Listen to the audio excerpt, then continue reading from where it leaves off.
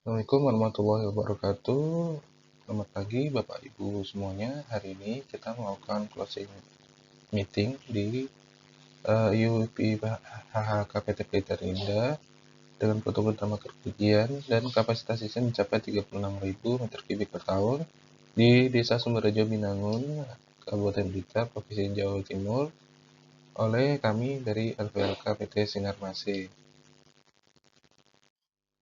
Mengenai maksud dan tujuan dari closing meeting ini adalah memaparkan hasil temuan kami selama pelaksanaan audit apakah sesuai standar dengan acuan dari SK Kepdijen PAPL nomor 62 tahun 2020, apakah memenuhi tiap verifiernya, kemudian melakukan konfirmasi pada Bapak Ibu sekalian atas hasil temuan kami, terus kami juga memberikan kesempatan kepada Bapak Ibu sekalian untuk menjelaskan atau mengklarifikasi hasil dari temuan kami.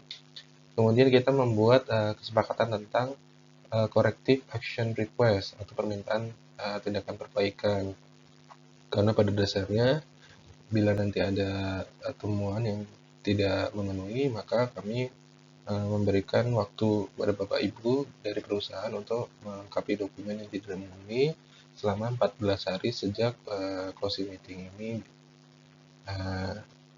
dilakukan.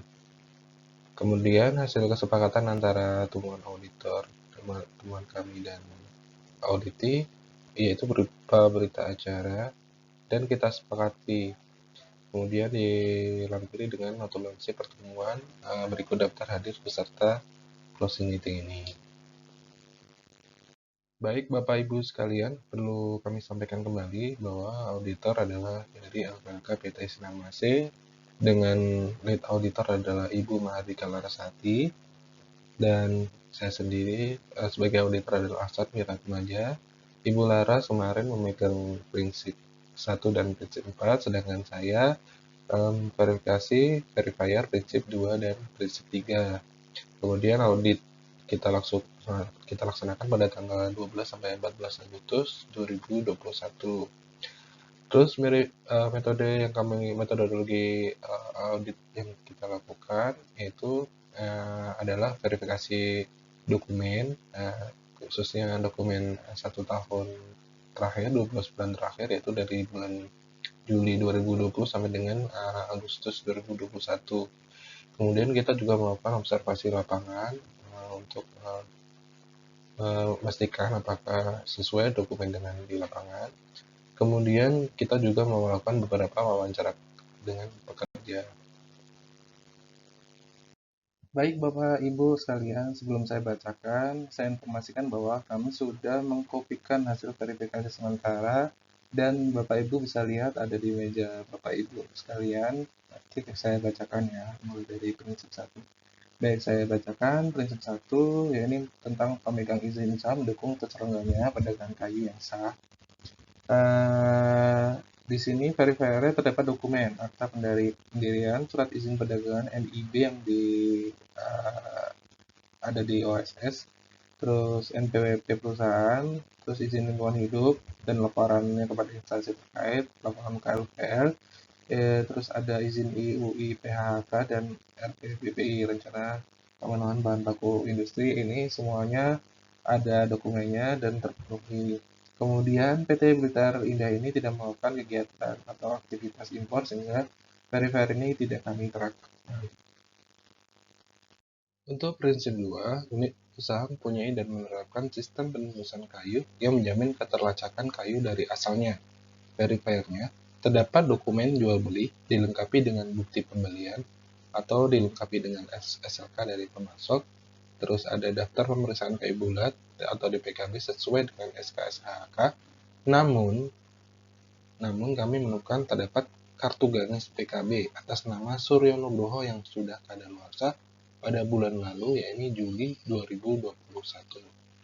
Terdapat label ID barcode pada kayu bulat melalui uji petik lapangan.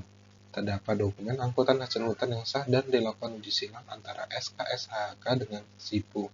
Tidak terdapat kayu lelang, kayu bongkaran, dan kayu limbah industri pada PT Blitar Indah ini, sehingga verifier ini tidak kami terapkan. Kemudian di PT Blitar Indah ini tidak melakukan impor, sehingga verifier yang terkait impor juga tidak kami terapkan.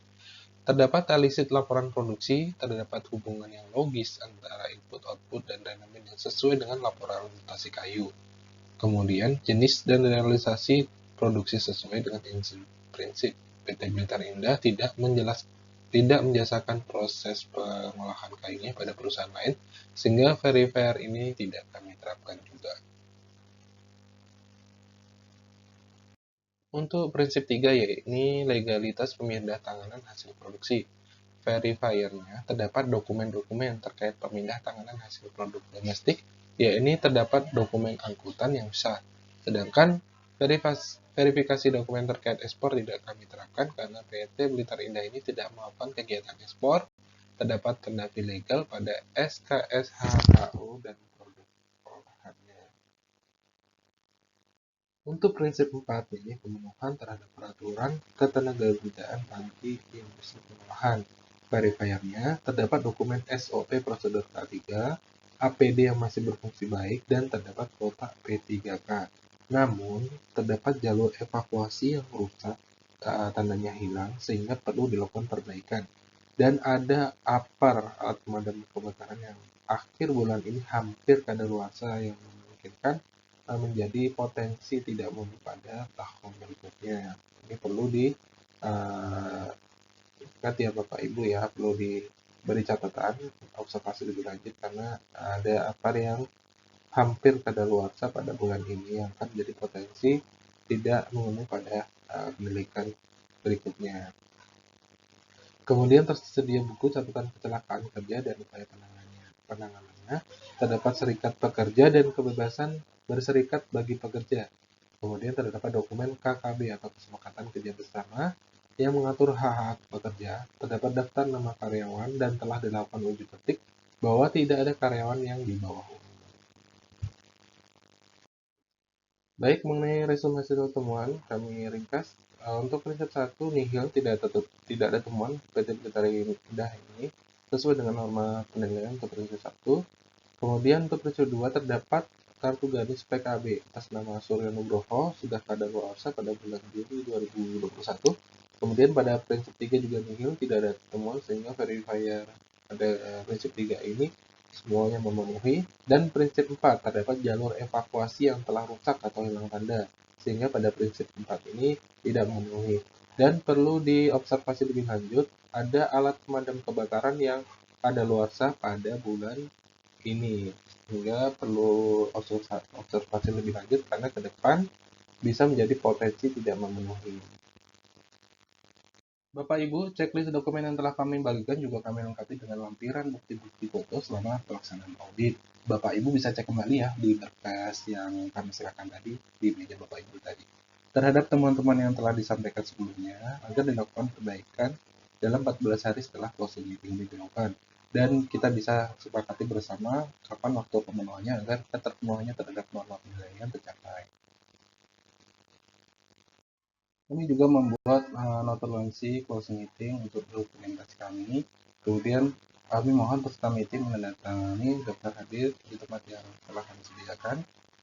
Begitu saja Bapak Ibu, mungkin ada klarifikasi atau pertanyaan dari Bapak Ibu, kami persilakan ya. Terima kasih.